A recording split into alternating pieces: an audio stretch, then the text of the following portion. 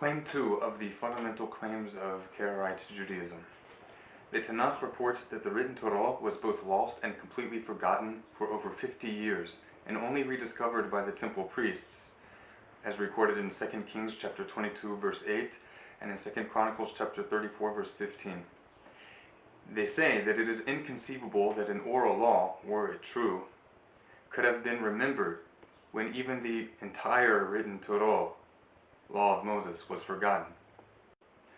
According to 1 Kings chapter 19 verse 8, a pious minority certainly existed during the time of 2 Kings chapter 22 verse 8.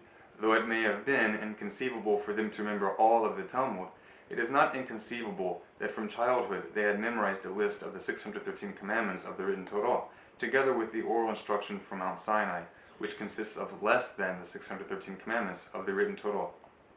However, this was not even necessary for the preservation of the oral instruction. Why? Because 2 Kings chapter 22 verse 8 and 2 Chronicles 34 verse 15 simply do not state that the Written Torah was either lost or completely forgotten.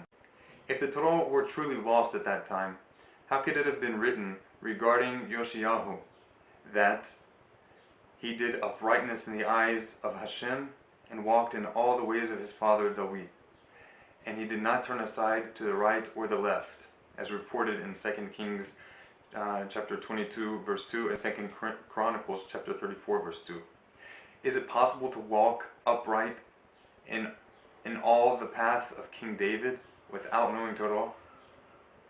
2 Kings chapter 22 and 2 Chronicles chapter 34 simply teach that a Torah scroll written by the hand of Moses had been found in the temple.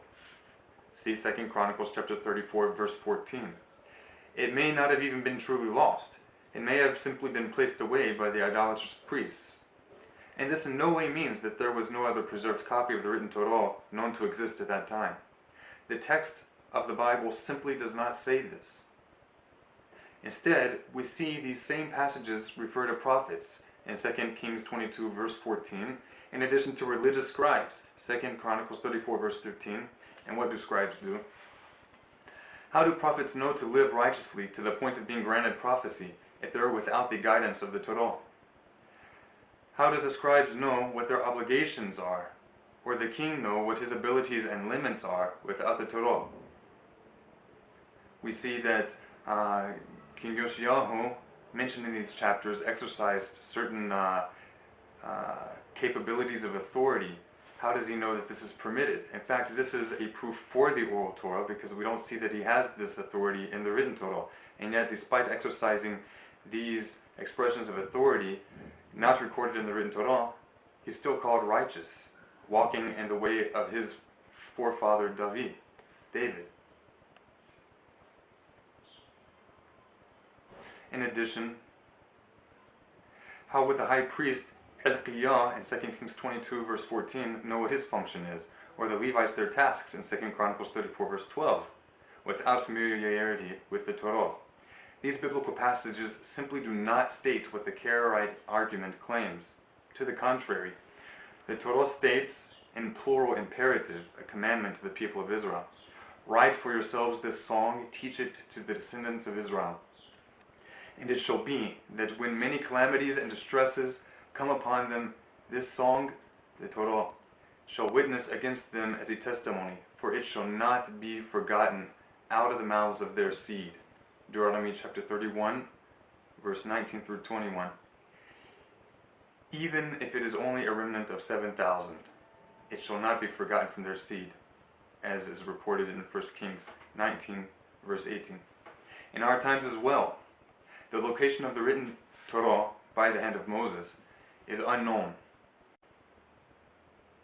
But this by itself in no way means that there are no accurate copies of the Torah of Moses still preserved.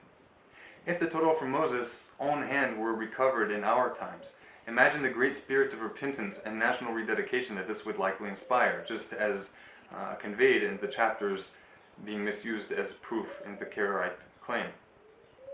If this were to happen today, such great rededication as recorded in the Tanakh in these places, should we consider this rededication as a reaction which is expected? Or would such a reaction mean that we thought that the Torah had been totally lost up until this point in time when we found a Torah by the hand of Moses himself?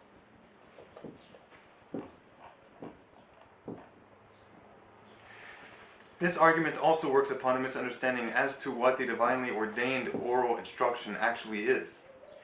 This argument is stated as follows. Even if the written Torah was forgotten, it is inconceivable that they remembered the much larger body of the oral law, and here they're thinking of the bulk of Talmudic literature. The reply, the oral instruction from Mount Sinai is shorter than the written text of the Torah. Rambam, possibly the greatest and most influential of Talmudic scholars, taught that only around 30 of the laws found in the Talmud fall under the category of oral instruction given to Moses from Mount Sinai.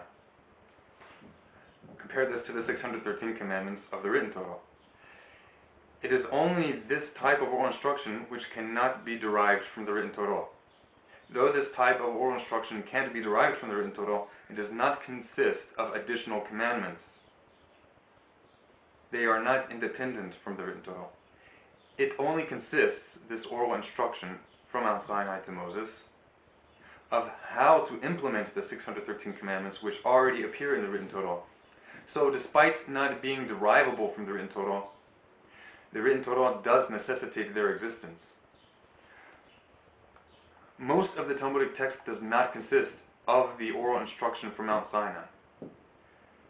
The bulk of the Talmudic text consists of a highly abbreviated and yet still extremely lengthy record of debates among the later judges of the Mosaic court and their students.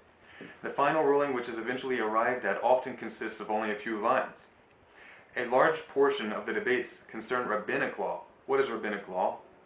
Rabbinic law is an aspect of the oral instruction which was received at Mount Sinai only in principle. That is to say, rabbinic law only becomes clarified in the context of the Mosaic court as various new situations arise, and this is done according to certain divinely ordained principles. The court comes to its ruling based on a majority ruling as to how the principles of interpretation are to be understood or applied in any given case. An additional type of rabbinic law is when the Mosaic court makes a majority decision to forbid some action so as to distance the people from violating a Torah commandment which they would otherwise very likely come to violate. And this itself is in fulfillment of a commandment which appears in the written Torah, that we should guard his charges. Rabbinic law also includes any other type of edict which the majority of the Mosaic court perceives will increase the faith of the people at large and strengthen their observance of the 613 commandments. Rabbinic law is the topic of a large portion of the Talmudic literature. Rabbinic law, not the oral instruction given to Moses at Mount Sinai. Now keep in mind that the majority of rabbinic law did not exist during the time of the Book of Kings. Having in mind what has just been stated, even if the written Torah had been totally lost, this in no way means that the oral instruction from Mount Sinai had been lost or totally forgotten. The size of Talmudic literature shouldn't make this implausible, because the bulk of Talmudic literature simply does not consist of the oral instruction given to Moses at Mount Sinai. To be continued.